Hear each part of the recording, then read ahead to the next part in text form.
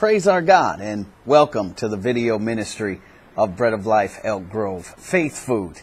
It's food to help you grow, receive strength, and encouragement to assist in this life. I mean, you can find out more about us by visiting our webpage at www.breadoflifeelkgrove.org. Or if you're in the Sacramento region, better yet, even Elk Grove, you can visit us every Sunday morning at 10 a.m.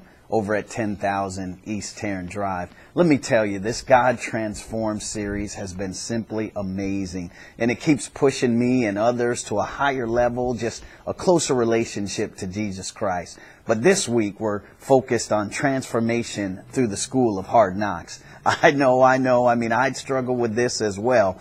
But all through the scripture, I see how God strengthens his people through hard times. I mean, I could be a marathon runner, and how would I be able to finish if I didn't do tough training? But I know what you're saying. I don't want to be a marathon runner. I just want to finish my course. But, beloved, we just don't know what God's will is for our life. Just look at Joseph in the book of Genesis, as a major lesson for us. Just imagine if his brother Reuben, who had thought in his mind about pulling Joseph out of that pit his brothers had thrown him in, where would Joseph have been now? What would become of him? And what would God's planned destiny have been for his life? And, many times in our own lives, we want people to pull us out of that pit. We want people to pull us out of those hard times. But when we're in the refiner's fire, God is doing a tremendous work in the midst of our lives. And he's going to work a situation out. I just want to read a passage to you from this great book that I have. It's called Not a Fan. And it deals with some of the troubles, the trials that we go through in following Christ. But let me read this to you, and it might be a help to you. It's by Dr. Rich Edwards, just a testimony of his. Because here he is cruising along in life just like you and just like myself at times. But it sometimes takes the hard times, the school of hard knocks, to bring us about in our true relationship, intimacy with God. He says, on February 10th, 2006, I was in control of my life, and I liked the direction that things were going. I had a thriving chiropractic practice, 2 sons, and a devoted wife. On February 11th, everything changed. I was heading out to my hunting cabin where I planned to meet up with friends and hunt wild boar. As I drove along, I could see the effects from the severe drought we had been experiencing. Everything seemed to have dried up and died. By the time I reached the road heading to the cabin, it was dark. As I turned, I missed the road and ended up in 5 feet of thick brush. I tried to free my truck by putting it in forward, then reverse repeatedly. The friction from that somehow ignited the brush. Within seconds, the truck was a large torch. I reached for the door handle to escape, but the electrical system burned out, and I was locked inside. Seconds later, the windows exploded. I don't really know what happened after that. I have no idea how I got out of the truck. The next thing I remember is walking down the road to the cabin, telling myself over and over, don't stop, keep going. When I reached the cabin, my friends thought I was wearing some kind of 3-dimensional leafy hunting outfit, but it wasn't camouflage. It was shredded, charred skin. A Metaflight helicopter took me to a burn unit where I was told I wouldn't have much of a face left, and I would probably lose my sight as well as the use of my hands. God put an absolute halt on my life. I was so busy being so successful. I was on such a fast track that God was part of my life, but he was not the most important part. He was not on the throne of my heart or at the center of my universe. I was at the center. I don't believe God caused the fire, but I believe God allowed it because he wanted to get my attention. Like a parent who tries to get through to a child, God grabbed me by the shoulders, sat me down, and said, I want you to listen to me. That was the beginning of spiritual awakening in my life. Over the next 4 years, the doctors amputated 7 fingers. I couldn't use what was left of my hands for even the simplest of tasks. But the doctor said there was nothing more they could do.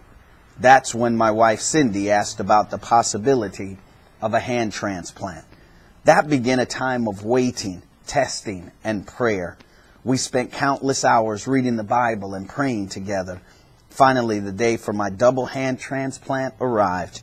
20 surgeons and 3 anesthesiologists took 17 and a half hours to attach my new hands. Many people have pointed out that it was a miracle that I didn't die in the fire that day. That's true. But in a very real way, I did die in that fire. The man I was died that day, and God gave me a new life where I'm not in control, but have turned the controls over to Him. I'm not in charge of my life anymore, but I've submitted everything to Jesus. These days, my wife and I constantly pray to be used by God in any way He wants to bring glory to Him. It may sound crazy, but I would rather have gone through all of this pain and suffering and all of these challenges and have relationship with Jesus that I have now than continue down the path I was on before. My name is Rich Edwards, and this is my testimony. Beloved, the School of Hard Knocks can truly teach us some amazing lessons, yet God's desire is to bring us into a closer walk with Him. As the disciples and Jesus were on their way to town one day, they saw a blind man, and up to him he came and asked them for some things. And the disciples turned and they asked Jesus, who sinned, this man or his father? And Jesus' response to them was neither. But this condition exists so that the Son of God may be glorified in the earth. So, beloved, look, when we're in good times, when we're in prosperous times, when life is just flowing for us, it seems to stagnate our growth sometimes. I mean, even Jesus said in the 3rd chapter of the book of Revelation, down into the 17th verse, when He's talking about this lukewarm church, Jesus says in verse 17, because you say, I am rich, have become wealthy, and have need of nothing, and do not know that you are wretched, miserable, poor, blind, and naked. You see, in times that are good for us, we tend to say, hey, I'm rich, I've become wealthy, and I have need of nothing. But you know, we need God in everything that we do. We need God in every action. It takes God to allow us to even wiggle our finger. So here's to you and here's to me while we go through the School of Hard Knocks. What the blessing is, He said He'd never leave us nor forsake us, nor could anyone even pluck us out of His hand. So may God bless you. May He strengthen you. May He cause even His face to shine upon you. Hey, that's my prayer for you. Remember, check us out online, www.breadoflifeelkgrove.org. If you're in the area, come see us. Sit down. We're saving a seat just for you. God bless you. I love you. That's my prayer and desire for you.